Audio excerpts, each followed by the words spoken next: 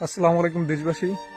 আজকে মোটামুটি এমন একটা দুঃখ ভারাক্রান্ত ঘটনা নিয়ে আপনাদের সামনে আসলাম, যে বিষয়ে আসলে কথা বলতে গেলে বারবার বাক্য হারিয়ে ফেলছি। আপনারা সবাই মোটামুটি দেখছেন যে কিছুদিন আগে আমাদের টেকেরহাটে খুব লাঞ্ছনাকর একটা ঘটনা ঘটলো, যে আমাদের যে চাচা আছে উনি এই যে দুধ বিক্রি করতে গেছিলেন এবং ওনার সাথে আরো যারা দুধ বাজারে দুধ বিক্রি করতে গেছিল, এরকম অসহায় মানুষের উপরে তথাকথিত একজন কন্টেন্ট ক্রিয়েটর বা সে ন্যায় বিচারের দাবিতে বা ন্যায় বিচারের মতো করে কাজ করে, বাট তার পেছনে থাকে অসৎ উদ্দেশ্য। এবং সে কিন্তু আপনারা জানেন যে সে একজন ভিউ ব্যবসায়ী।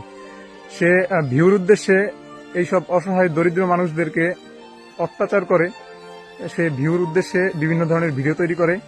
সে এরকম আরো ন্যাক্কারজনক ঘটনা যাতে আর ইন ফিউচার না ঘটাতে পারে, সেই জন্যই আজকে আমরা ভিকটিমের বাসায় এসেছি। আমরা আজকে মোটামুটি চাচার কাছ থেকে সম্পূর্ণ সত্য ঘটনা শুনবো, যে আসলে চাচার সাথে ওই দিন কি হয়েছিল। চাচা, আপনার সাথে আসলে ওই দিন কি হয়েছিল, কখন দুধ নিয়ে গিয়েছিলেন, বিস্তারিত একটু বলেন আমাদের। 9টার সময় দুধ নিয়ে গেছি। আমি দুধ নিয়ে খাইছি, আরো মাসের মাথায় ওর দুধ কয় জল অমুক তমুক কয়। আমার দুধ একজন কিনে নিয়ে আমার মানে হের কদিন দেই নেই, হে আমার দিয়ে আমার ধরাইয়া কয় তোর দুধে জল, আমার মাথায় দুধ পানি ছিটায়। আমি গরিব মানুষ, আমি তো কাজকর্ম পারি না, কিসের মধ্যে যাইতে পারি না। আমি গাই দোয়াই, বাজারে যাই, আমার যাওয়ার জায়গা তো কোনো জায়গা নাই। আমি ওখানে যাই, আমার তো কোনো আর কোনো কাজকর্ম সেই নেই। গরু বছর পালি, বাজারে যাই, কোথায় যাও, গরিব মানুষ আমি। এই পর্যন্তই। এইখানে আমি একটু কথা বলি। উনি যে দুধ মাপার মিটারটা দিয়ে মাপছে আপনার দুধ, ওটা কিন্তু হলো পানির ঘনত্ব মাপার একটা মিটার। ওটা দুধ মাপার কোনো মিটার না, এটা তরল পদার্থের ঘনত্ব মাপার মিটার। এখন সব মানুষের গরুর দুধের ঘনত্ব কিন্তু একরকম হয় না। কারো গরুর দুধে পানি দিলেও আপনার যা ঘনত্ব, অনেকের দুধ আছে খাঁটি দুধ, তাও ঘনত্ব একটু কম, এরকম হয়। মিটার দিলে অনেক সময় অনেকের দুধ পাতলা, অনেকের দুধ ঘন, এটা হইতেই পারে। তো সে কিন্তু মূলত ওই মিটারের ব্যবহারই ঠিক মতো জানে না। সে কিন্তু মিটারটা ডুবাইয়া দেখেই মাথার উপর দুধ ঢালছে। আপনারা কি করছে, আপনার মাথায় পুরো দুধ ঢেলে ভিজেছে না? এই যে দুধ নষ্ট করছে, এই দুধের কোনো টাকা আপনারে দিছে সে? আর দুধের কি আপনার, সে তো কোনো প্রমাণ করতে পারে না যে দুধের মধ্যে কোনো ভেজাল আছে, পানি আছে বা মেডিসিন আছে, কিছু আছে? দুধে পানি আছে, 200-400 গ্রাম পানি আছে, পানি আছে, 400 গ্রাম পানি আছে। আপনি তো মাত্র দুধ দইলেন, আপনার গরু তো দুধ হয় কতটুকু প্রতিদিন?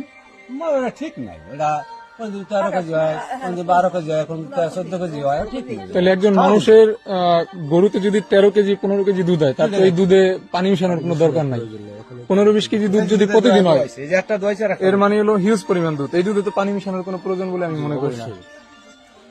এটা মোটামুটি আমাদের টেকেরহাটবাসীর উপরে দায়িত্ব থাকবে যে তারা সত্যতা যাচাই করুক এবং বুঝুক, এবং তারা এটার যথোপযুক্ত ব্যবস্থা গ্রহণ করবে। তো গোকুল কাকা, আপনার এই ঘটনার পরবর্তীতে আপনার চাওয়া পাওয়া কি, বা আপনি কি চান আসলে টেকেরহাটবাসীর কাছে, জনগণের কাছে আপনার চাওয়া পাওয়াটা কি, বলেন?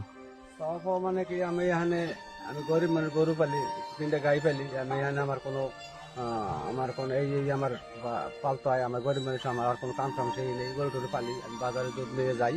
আমি এখানে আমার যে আমার যেটা করছে, হেনস্থা করছে আমার এখানে, আমার যেটা ভালো হয় সেটা আমি চাই। আপনার তো হিউজ একটা ক্ষতি হয়েছে, যে আপনার অনেক কাস্টমার কমে গেছে ঘটনার পরবর্তীতে। দুধ ভালো হইলো আমার, কয় কি তোর দুধ পানি অমুক তমুক এই আমার বাজারে পায়। এখন আমি যেটা ভালো হয় আমি হেঁটে দিতে চাই, এই আর কি করবো। আপনার গরু আছে টোটাল কয়টা? আমার গরু আছে, গাই আছে 3টা। আমি এখানে যাতে ভালো হয় আমি হেঁটে চাই। মোটামুটি এটাই আমাদের দাবি। আর আপনার যে দুধ আরো কেউ খাইছে বা খাইয়া আপনার বলতে পারবে যে ভালো দুধ, এরকম কেউ আছে? নিয়ে দেই, খাই ভালো না, গাড়ি নিয়ে দেই, আমি খাই, আমার নিয়ে খাই।